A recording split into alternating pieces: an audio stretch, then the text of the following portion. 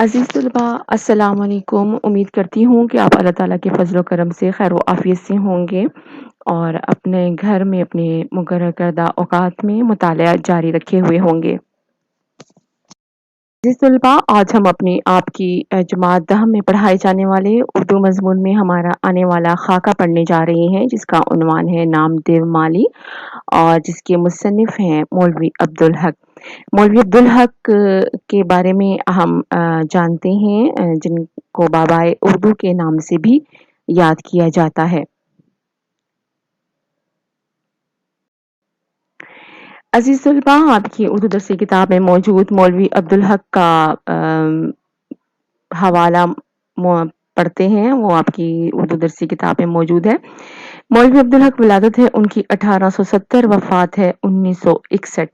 مولوی عبدالحق ہاپوڑ ضلع میرٹھ میں پیدا ہوئے. ابتدائی تعلیم پنجاب اور یوپی سے حاصل کی. اس کے بعد مدرسۃ العلوم علی گڑھ میں داخل ہوئے.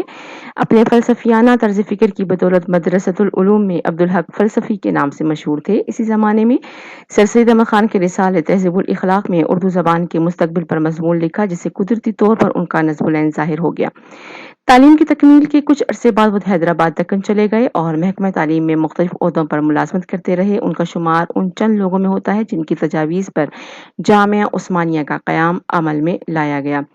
مولوی صاحب ایک طویل عرصے تک انجمن ترقی اردو کے سیکریٹری رہے. یہ وہ دور تھا جب ہندوؤں کے ذوق ہندی کی بدولت اردو زبان مختلف مسائل کا شکار تھی، لیکن یہ مولوی صاحب کی مسلسل محنت، ہمت اور جرأت تھی کہ اردو کے خلاف کوئی سازش کامیاب نہیں ہوئی. قیام پاکستان کے بعد مولوی صاحب پاکستان چلے آئے اور کراچی میں رہائش اختیار کی. کراچی میں جامعہ عثمانیہ کی طرز پر اردو کالج قائم کیا. مولوی صاحب ایک محقق، نقاد، خاکہ نویس اور انشا پرداز تھے. حیدرآباد دکن میں قیام کے دوران میں انہوں نے اردو کی بے شمار قدیم اور نایاب کتب دریافت کی. ان کتابوں پر ان کے لکھے گئے مقدمات اردو زبان و ادب کا بہترین سرمایہ ہیں. اردو زبان و ادب کے لیے ان کے ناقابل فراموش کردار کی وجہ سے انہیں بابائے اردو کے نام سے یاد کیا جاتا ہے. عزیز طلباء، آپ کو یاد ہوگا، آپ جانتے ہیں کہ ہم نے اپنا ابتدائی سبق جو تھا وہ ایک خاکے سے شروع کیا تھا کہ جو کہ شاہد احمد حلوی کا تحریر کردہ تھا، جو کہ مولوی عبدالحق کے زندگی کے حالات کے متعلق تھا. خاکہ ہم جانتے ہیں کہ خاکہ کسی انسان کی عادات و خصائل، اس کی اچھائیاں، اس کی برائیاں، اہل خانہ کے ساتھ اس کے تعلقات یا عزیز و اقرب کے ساتھ اس کے جو تعلقات ہیں، یہ خلوت و جلوت کے جو اس کے معاملات ہیں، اس پر روشنی ڈالی جاتی ہے، تو اس کو شخصی خاکہ کہا جاتا ہے. شاہد احمد حلوی کا وہ تحریر کردہ خاکہ تھا مولوی عبدالحق کے بارے میں. اب یہ ہمارے پاس مولوی عبدالحق کا لکھا ہوا ایک خاکہ ہے جو ان کے ایک باغ میں کام کرنے والے ایک عام سے کارکن کا ہے. یاد رہے کہ مولوی عبدالحق کو بابائے اردو کہا جاتا ہے، جن کی بے شمار خدمات، ناقابل فراموش خدمات اردو کے حوالے سے ہم ان کو جانتے ہیں. تصانیف ان کی دیکھ لیتے ہیں. چند ہم اثر: مقدمات عبدالحق، خطبات عبدالحق، تنقیدات عبدالحق، قواعد زبان اردو، انتخاب کلام میر وغیرہ. یہ ان کی مولوی عبدالحق کی تصانیف ہیں. ہم یہ بھی جانتے ہیں کہ اردو زبان کی ترویج و اشاعت کے لیے مولوی عبدالحق نے ساری زندگی بہت جدوجہد کی، محنت کی اور سر سید احمد خان کے وہ رفیق رہے اور اردو کو ایک قومی زبان بنانے کے لیے وہ ایک بہت بڑے اردو کے محسن مانے جاتے ہیں. عزیز طلباء، میں آپ کو اس کے ساتھ ساتھ یہ بھی بتاتے چلوں کہ اس زمانے میں جو خاکے تھے وہ صرف ان شخصیات کے تحریر کیے جاتے تھے جو بہت نامور اور بہت شہرت یافتہ شخصیات ہوتی تھیں. لیکن ہم دیکھتے ہیں کہ چند ہم اثر جو ان کی تصنیف ہے، یہاں پر آپ دیکھ رہے ہیں چند ہم اثر جو ان کی تصنیف ہے، اس میں بیشتر ایسے خاکے ہیں جو ایک عام انسانوں کے، جو ایک عام کارکن جو کہ بالکل نامور اور جن کو کوئی بھی نہیں جانتا، ایک گمنام سے شخصیات ہیں، ان کے بارے میں انہوں نے خاکے جو ہیں وہ تحریر کیے ہیں. دراصل ان کا جو مقصد تھا وہ انسان کی دیانتداری اور خلوص کو سامنے لے کر آنا تھا، نہ کہ کسی شہرت یافتہ یا ناموری کے حوالے سے کسی کا انہوں نے خاکہ ترتیب دیا. عزیز طلباء، آپ کی کتاب میں موجود مولوی عبدالحق کا تحریر کردہ نام دیو مالی کی شخصیت پر ایک خاکہ ہے۔ نام دیو مالی ایک باغ کا مالی تھا جو کہ اپنی اعداد و اطوار کے لحاظ سے انتہائی اپنے کام کے ساتھ مخلص، منکسر المزاج اور انتہائی محنتی، اپنے کام کے ساتھ انتہائی محنتی تھا۔ تو آئیے چلتے ہیں، پڑھتے ہیں۔ نام دیو مقبرہ رابعہ دورانی اورنگ آباد دکن کا مالی تھا، ذات کا ڈھیڑ جو بہت نیچ قوم خیال کی جاتی ہے، یعنی کہ ہندو تھا، اور ہندوؤں کی ذات میں آپ کو پتا ہے کہ وہاں پر ذات کی اونچ نیچ بہت معنی رکھتی ہے۔ تو وہ ہندوؤں میں انتہائی کمتر ذات کا تھا، ڈھیڑ جو کہ کھال کا کام کرتے تھے، اس سے تعلق رکھتا تھا۔ قوموں کا امتیاز مصنوعی ہے اور رفتہ رفتہ نسلی ہو گیا ہے، یعنی کہ یہ جو قوموں کا فرق ہے، اونچ نیچ ہے، یہ انسان کی خود ساختہ ہے، خود بنائی ہوئی ہے۔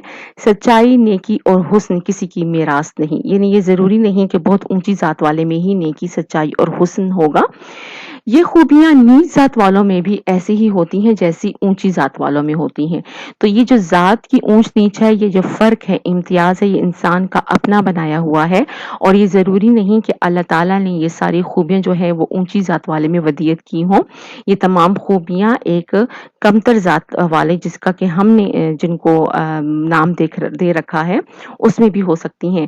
کیس ہو، کوہکن ہو یا حالی، عاشقی کچھ کسی کی ذات نہیں۔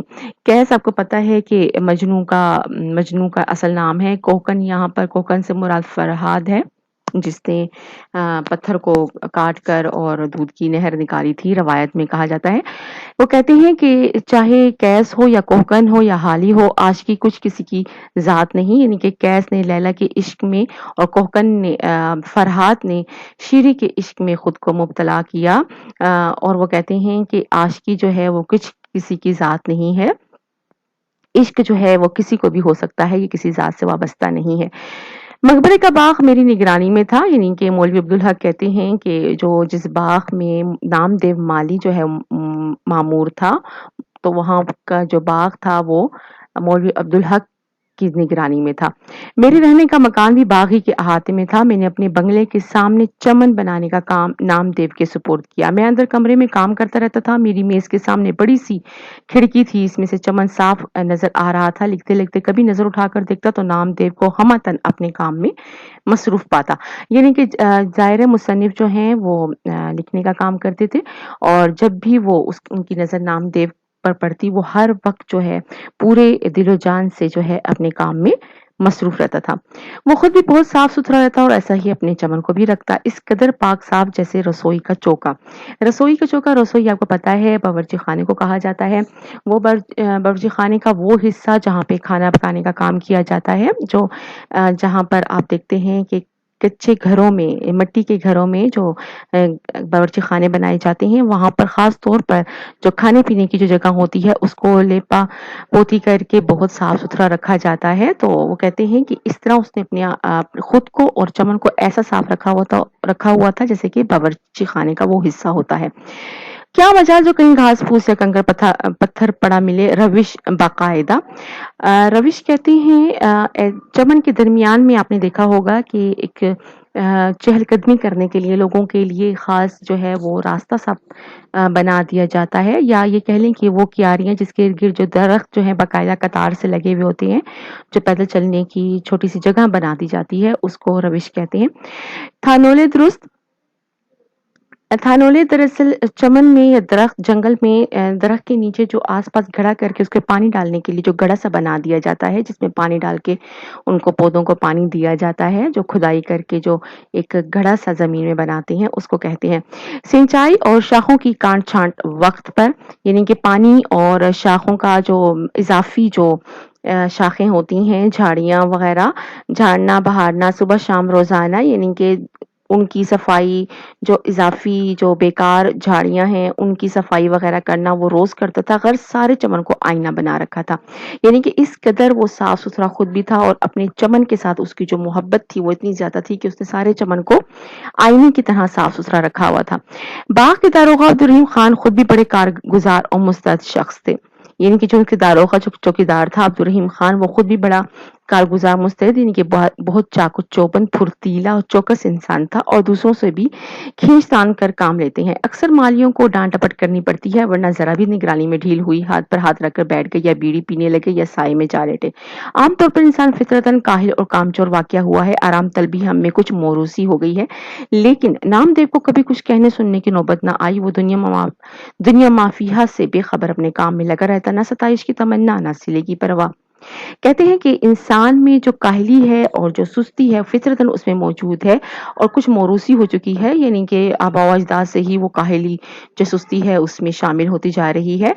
लेकिन जो है नामदेव जो था वो तमाम दुनिया से बेखबर, सिर्फ अपने काम से काम रखता, ना उसको किसी की तारीफ की तमन्ना थी और ना वो किसी से इनाम या सिला पाना चाहता था। एक साल बारिश बहुत कम हुई, कुओं और बावलियों में पानी बराए नाम रह गया। बावली भी कुएं ही की किस्म है। बावली जिसे ऐसे कुएं को कहते हैं जिसके इर्द गिर्द जो है वो सीढ़ियां सी बनी हुई होती हैं जहां से उतर कर वहां से पानी निकाला जाता है। बाग में आफत टूट पड़ी, बहुत से पौधे और पेड़ तल्फ हो गए, जाया हो गए। जो बच रहे वो ऐसे निढाल और मुरझाए हुए थे जैसे बहुत दिन के बीमार।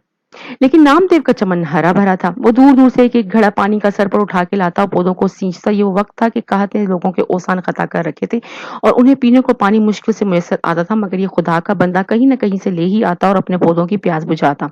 जब पानी की किल्लत बढ़ी तो उसने रातों को भी पानी ढो ढो कर लाना शुरू किया। पानी क्या था, यूं समझिए कि आधा पानी और आधी कीचड़ होती थी, लेकिन ये गदला पानी पौधों के हक में आबे हयात था। यानी कि जब जिस साल बारिश बहुत कम हुई और कहत पड़ गया और कुओं में भी पानी जो ना रहा, लोग पीने को तरस गए, लेकिन नामदेव माली का जो चमन था उन दिनों में भी हरा भरा था, क्योंकि वो कहीं ना कहीं से चाहे उसको गदला पानी, मिटियाला पानी, मिट्टी से भरा पानी मिलता, लेकिन वो पौधों के लिए जरूर दूर दूर से भी उठाकर लेकर आया करता। मैंने इस बेमिसल कारगुजारी पर इसे इनाम देना चाहा तो इसने लेने से इनकार कर दिया। शायद इसका कहना ठीक था कि अपने बच्चों को पालने पोसने में कोई इनाम का हकदार नहीं होता, कैसी ही तंगी तुर्शी हो हर हाल में करना ही पड़ता है। जब हुजूर निजाम को औरंगाबाद की खुशगवार आबो हवा में बाग लगाने का शौक हुआ तो ये काम डॉक्टर सिराजुल हसन नाज़िम तालीमात को तफवीज हो गया, सपुर्द हो गया। डॉक्टर साहब का ज़ौक़े बागबानी मशहूर था। मकबरा राबिया दुरानी और उसका बाग जो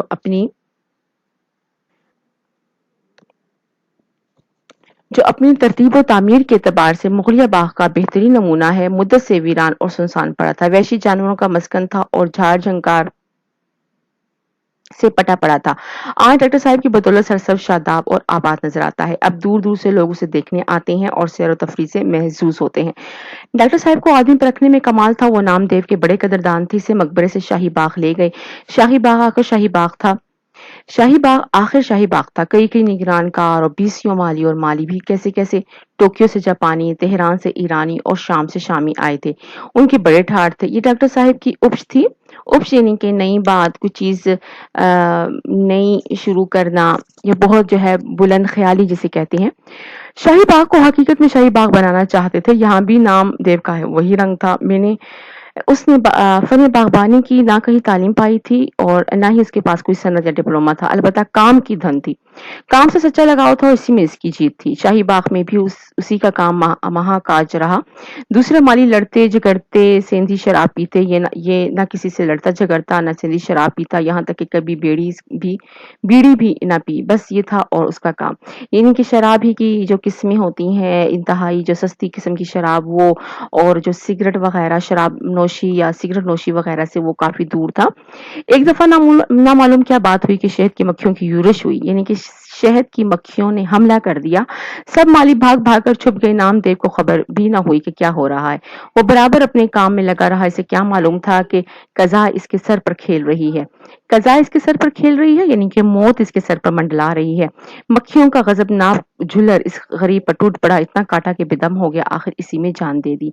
वो बहुत सादा मिजाज, भोला भाला, मुनकसर मिजाज था। इसके चेहरे पर बशाशत और लबों पर मुस्कुराहट खेलती रहती थी। छोटे बड़े हर एक से झुककर मिलता। गरीब था और तनख्वाह भी कम थी, इस पर भी अपने गरीब भाइयों की बिसात से बढ़कर मदद करता था। यानी गरीब था और अपनी औकात से बढ़कर जो है वो दूसरों की, गरीबों की मदद किया करता था। काम से इश्क था और आखिर काम करते करते ही दुनिया से रुखसत हो गया। गर्मी हो या जाड़ा, गर्मी हो या सर्दी, धूप हो या साया, वो दिन रात बराबर काम करता रहा। इसे कभी ख्याल ना आया کہ بہت کام کرتا ہوں یا میرا کام دوسروں سے بہتر ہے، اسی لیے اسے اپنے کام پر فخر یا غرور نہ تھا۔ وہ یہ باتیں جانتا ہی نہ تھا، اسے کسی سے بیر تھا نہ جلاوا۔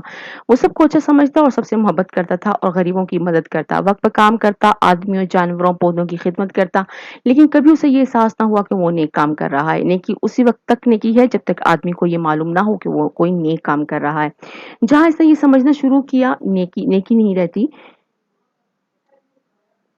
جب کبھی مجھے نام دیو کا خیال آتا ہے تو میں سوچتا ہوں کہ نیکی کیا ہے اور بڑا آدمی کسے کہتے ہیں۔ ہر شخص میں قدرت نے کوئی نہ کوئی صلاحیت رکھی ہے، اس صلاحیت کو درجہ کمال تک پہنچانے میں ساری نیکی اور بڑائی ہے۔ درجہ کمال تک نہ کبھی کوئی پہنچا ہے نہ پہنچ سکتا ہے، لیکن وہاں تک پہنچنے کی کوشش ہی میں انسان بنتا ہے۔ یہ سمجھو کہ کندن ہو جاتا ہے۔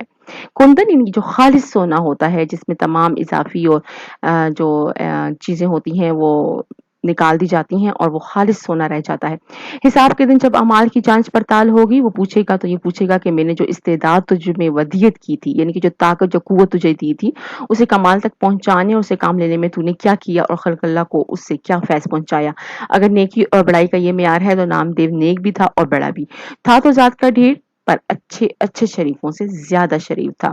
ہمارا یہ مذکورہ خاکہ جو ہے وہ مولوی عبدالحق کی تصنیف چند ہم اثر سے لیا گیا ہے۔ چند ہم اثر دراصل مختلف خاکوں کا مرکہ یا مجموعہ ہے جس میں کئی افراد کے خاکے شامل ہیں۔ ہم نے نام دیو مالی کے بارے میں پڑھا کہ نام دیو مالی چونکہ ذات کا ڈھیر تھا، نہ پڑھا لکھا تھا اور نہ ہی زیادہ دولت اس کے پاس تھی، مگر اس کا جو کام تھا، اس کا جو اپنے کام کے ساتھ جو لگن تھی، اس کا جو اخلاص تھا، اس کا جو لوگوں کے ساتھ رویہ تھا، اس کا جو نیکی کر کے نہ سمجھتا کہ میں نے نیکی کی ہے، اس کو زیادہ اس میں ریاکاری نہیں تھی۔ اور یہی ایک انسان میں سب سے بڑائی ہوتی ہے کہ وہ جو ہے اللہ تعالیٰ نے جو اس میں جہاں تک جو صلاحیتیں اس میں ودیت کر دی ہیں، جو اللہ تعالیٰ نے اس کو قوت دی ہے، اس کو وہ کس طرح استعمال میں لاتا ہے اور اپنی انہی صلاحیتوں کو اور اپنی اسی قابلیت کو دوسروں تک کیسے پہنچاتا ہے اور اللہ تعالیٰ کے بندوں کو کیسے اس سے فائدہ پہنچاتا ہے۔ تو اگر یہی معیار ہے تو پھر وہ کہتے ہیں کہ اگر یہ معیار رکھا جائے اور اگر ذات پات یا پھر قوم و مذہب کو نہ دیکھا جائے، انسان کی اپنی انفرادی خصوصیات کو دیکھا جائے، تو اس تمام لحاظ سے جو تھا وہ نام دیو مالی جو تھا وہ بڑوں سے بھی جو ہے وہ زیادہ شریف اور زیادہ جو ہے وہ قابل تعریف تھا۔ طلبہ امید کرتی ہوں کہ آپ اس خاکے کا گھر میں بھی 3 سے 4 مرتبہ مطالعہ جاری رکھیں گے اور ایسے الفاظ جس میں آپ کو مشکل درپیش ہوتی ہے، آپ اپنے پاس اردو لغت کا استعمال کرتے ہوئے ان الفاظ کے معنی و مطالب تک رسائی حاصل کرنے کی کوشش کریں گے۔ شکریہ۔